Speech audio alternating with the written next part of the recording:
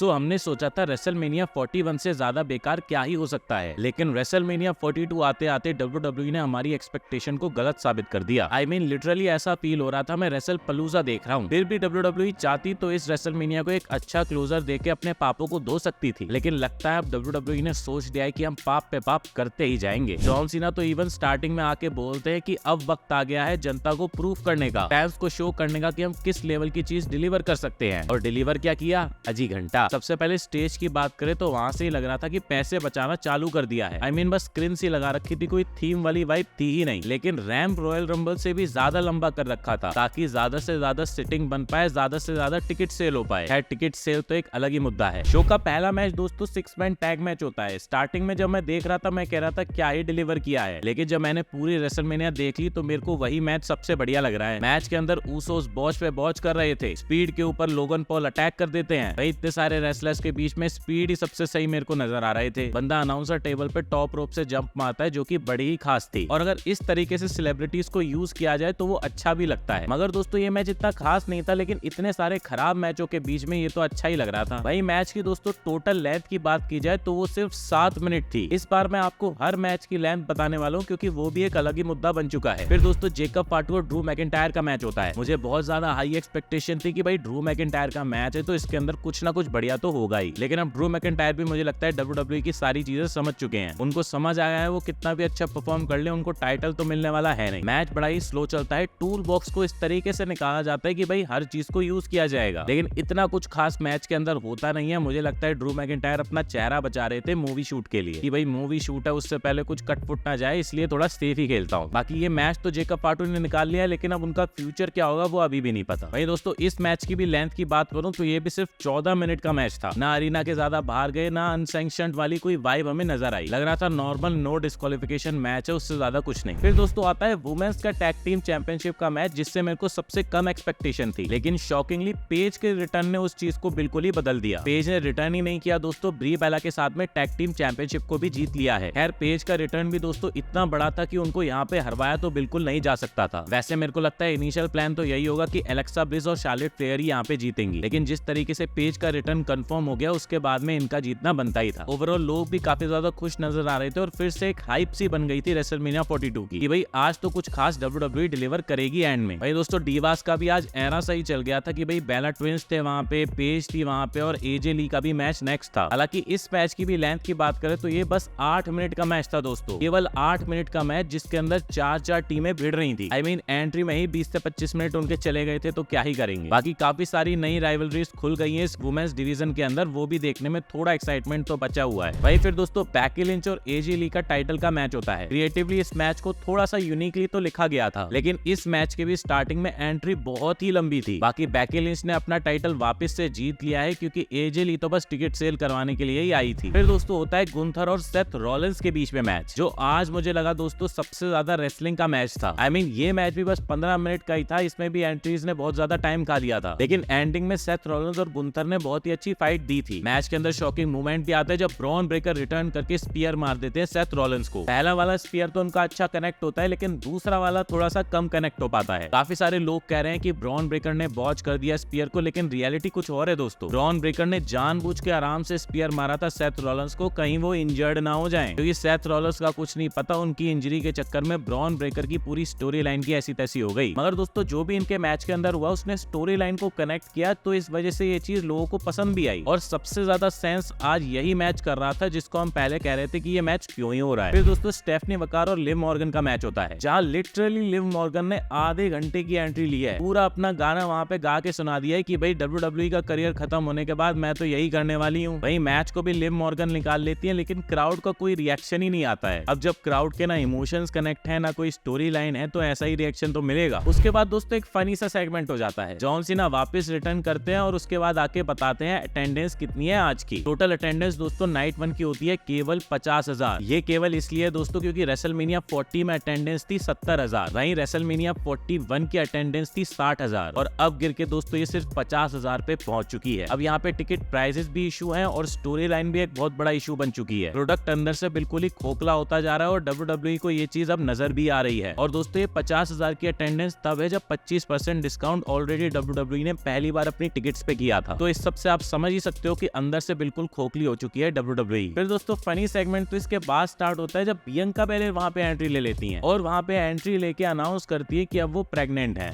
हमने WrestleMania wrestling देखने के लिए लगाई थी भाई, ना कि किसका बच्चा हो रहा है किसका बच्चा नहीं हो रहा है ये जानने के लिए। ये पूरा सेगमेंट दोस्तों मैचेस से ज्यादा लंबा था और जॉन सीना वहां पे बोल रहे होते हैं कि ये नेक्स्ट WWE सुपरस्टार बनने वाला है। अरे भाई WWE को तब तक जिंदा तो तुम लोग रख लो। फाइनली दोस्तों अब आते हैं WWE के सबसे बड़े डिजास्टर मैच पे, Cody Rhodes versus Randy Orton का। पिछली साल का सबसे बड़ा डिजास्टर मैच था John Cena versus Cody Rhodes और इस साल भी कोडी रोड्स ने कोई कसर नहीं छोड़ी अपने मैच को खराब बनवाने में। ये कोडी रोड्स खुद करवा रहे हैं या उनसे अलग ही टाइप का बदला लिया जा रहा है। और सच बताऊं तो मैच हो रहा था Cody Rhodes versus PAT McAfee का, क्योंकि स्टार्टिंग के 15 मिनट तो सिर्फ पैट मैकफी को ही दिखाया गया है। बंदे को क्रॉस रोड्स मार दिया, इंजरी हो गई और 15 मिनट तक उसको लेके जा रहा है और वही दिखाया जा रहा है। Randy Orton versus Cody Rhodes का मैच और वो लोग साइड में पड़े हुए हैं और कोई ज्यादा उनको देख नहीं रहा है। फिर उसके बाद मैच स्टार्ट होता है। नो डाउट मैच ठीक था, अच्छा था। रैंडी ऑर्टन अपनी इंजरी को सेल कर रहे थे, कोडी रोड्स भी अपनी हीलिश साइड दिखा रहे थे। इवन वो रैंडी ऑर्टन का खून अपने सीने पे लगाते हैं, उनकी आई पोक करते हैं और लो ब्लो तक उनको मार देते हैं मैच के अंदर। लेकिन WWE हर बार फिनिश पे ही जाके हकती है और वहीं जाके उन्होंने फिर से हक दिया, क्योंकि रेफरी के मरते ही फिर पैट मैकफी रेफरी बन के वहां पे भाग के आते हैं। लोग कह रहे हैं कि उन्होंने स्लो काउंट किया, लेकिन इतनी भी स्लो काउंट नहीं थी कि उनको RKO मार दे रैंडी ऑर्टन और उस सब के चक्कर में अपने टाइटल मैच को ही हार जाए। इस चीज ने कहीं भी कोई भी सेंस ही नहीं बनाया। 3 हफ्ते से तो पैट मैकफी उनके सबसे बड़े सगे भाई थे और अब एकदम से रैंडी ऑर्टन ने इलॉजिकली उनको RKO मार दिया खुद हारने के लिए। और अगर यहाँ पे दोस्तों पैट मैकफी का कोई टर्न दिखाना था तो पूरा टर्न दिखाते कि भाई कोडी रोड्स ने अपना फिनिशर मारा और पैट मैकफी ने पिन किया, और कोडी रोड्स का हील टर्न दिखाना था तो वो पूरा दिखाते, या रैंडी ऑर्टन का फेस टर्न हो रहा था या हील टर्न हो रहा था या क्या हो रहा था वो तो पूरा दिखा देते। इतना रायता फैला दिया कि कोडी रोड्स ने मौके का फायदा उठा के अपना टाइटल रिटेन कर लिया कि लोगों को अलग अलग मुद्दे दे दो बोलने के लिए कि चुपचाप से कोडी रोड्स अपना टाइटल रिटेन कर ले, उसको कोई कुछ ना बोले। लेकिन दोस्तों इस सब में कोडी रोड्स को ही सब लोग बू कर रहे हैं और वही सबसे ज्यादा गाली खाने वाले हैं। WWE उनको जॉन सीना तो नहीं बना पाएगी लेकिन हल्क होगन जरूर बना देगी। और मुझे तो ये समझ नहीं आ रहा कि कोडी रोड्स को खुद भी शर्म आ रही है थोड़ी बहुत की नहीं। ये बंदा तो पूरा का पूरा बिक चुका है TKO को। और दोस्तों मैंने तो लाइव में ही बता दिया था कि कोडी रोड्स असली TKO का बंदा है, ना कि रैंडी ऑर्टन। और यहीं पे सारी चीजें खत्म नहीं हो जाती दोस्तों। मैच के बाद रैंडी ऑर्टन पंट किक मारते हैं कोडी रोड्स को। चलो ठीक है, इन लोगों की राइवलरी आगे चलानी है, पंट किक मार दी, बहुत बड़ी बात है। इतने टाइम बाद पंट किक मारी थी, लेकिन कोडी रोड्स उस पंट किक को भी सेल नहीं करते। 2 सेकंड बाद बंदा लिटरली खड़ा होकर अपने पैरों पे गया है, तो फिर भाई पंट किक चलवाई क्यों, RKO ही मरवा देते।